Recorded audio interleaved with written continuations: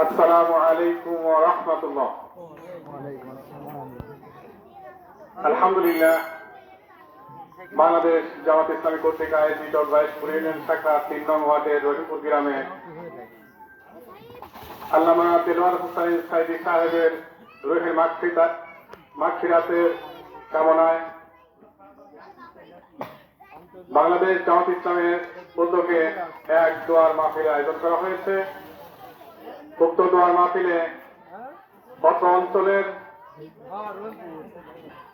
সকল সর্বস্তরের মানুষ, পেশাজীবী, ছাত্র, বিভিন্ন অঞ্চলের দায়িত্বশীলদেরকে মঞ্চে এসে বসার জন্য অনুরোধ করছি।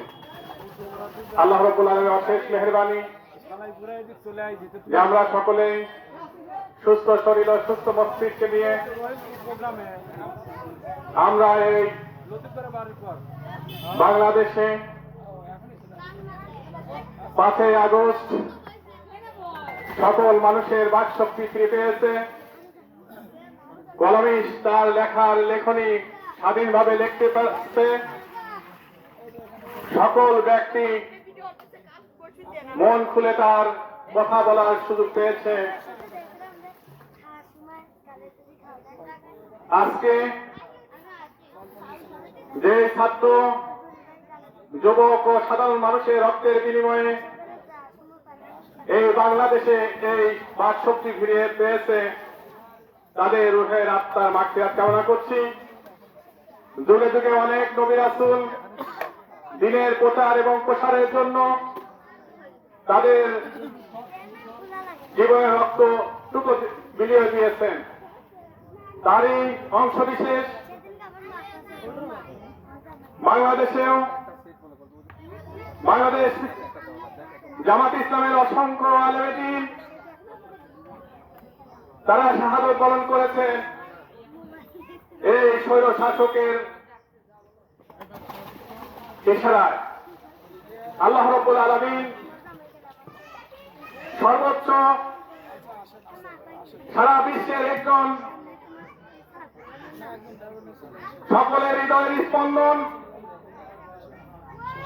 সকলের চোখের নয়নের মণি আল্লামা দেলোয়ার হোসাইন সাইদি সারা বিশ্বের একজন সম্পদ হিসেবে ছিল।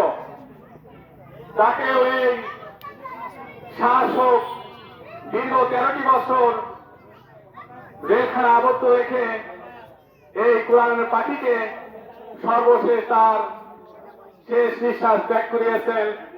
তারই এই স্বৈর শাসকের উসিলায় এছাড়া আমরা আপনারা সবাই অবগত আছেন, নতুন করে বলার কিছু নেই।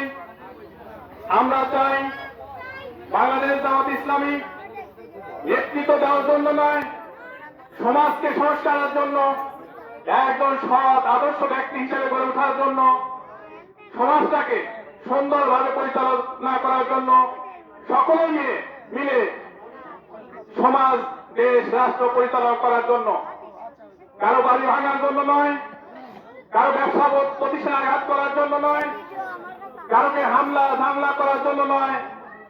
বাংলাদেশ জামাত ইসলাম এটা কখনো বিশ্বাস করে না। বাংলাদেশ জামাত ইসলামের কোন একজন কর্মী নেশাগ্রস্ত নেই, অস্ত্রবাজ নেই, লুট তরাজকারীও নেই। আপনারা যদি কোনো ব্যক্তিকে পেয়ে থাকেন, আমি আপনাদের সামনে চ্যালেঞ্জ করব, এই ধরনের কর্মী বাংলাদেশ জামাত ইসলামের পক্ষ থেকে লিখিত কোনো কর্মী নেই। যাই হোক, আপনারা সবাই নিজের বোঝেন